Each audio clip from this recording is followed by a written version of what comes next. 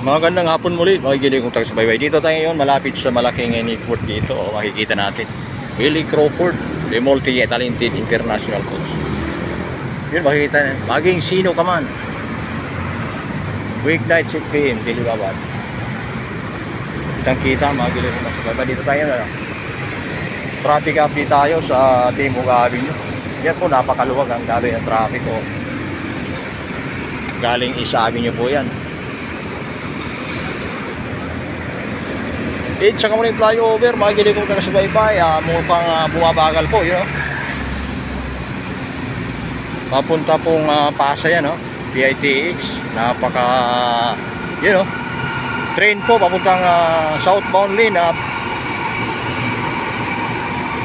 proceeding na po siya sa southbound lane, kasalubong niya, ito North Avenue, MRT train, tuloy-tuloy lang po ang takbo nila, wala nga biriya. Tulad ng mga panahon ng mga nakaraang presidente na araw-araw may aberya. Hindi natin alam kung ano nga ba ang dahilan.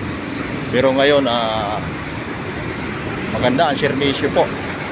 Hindi naman sa may pinupuri tayo, minamanan natin ang mga galaw ng lahat ng nakakaupo sa ating pamahalaan at magandang serbisyo. So far so good. Medyo makulimlim ang panahon. At ika nga ay may mga pag-amunubod, pero wala namang pagulan ngayon. Maraming salamat, nakikinig tayo sa subaybay at thank you for watching.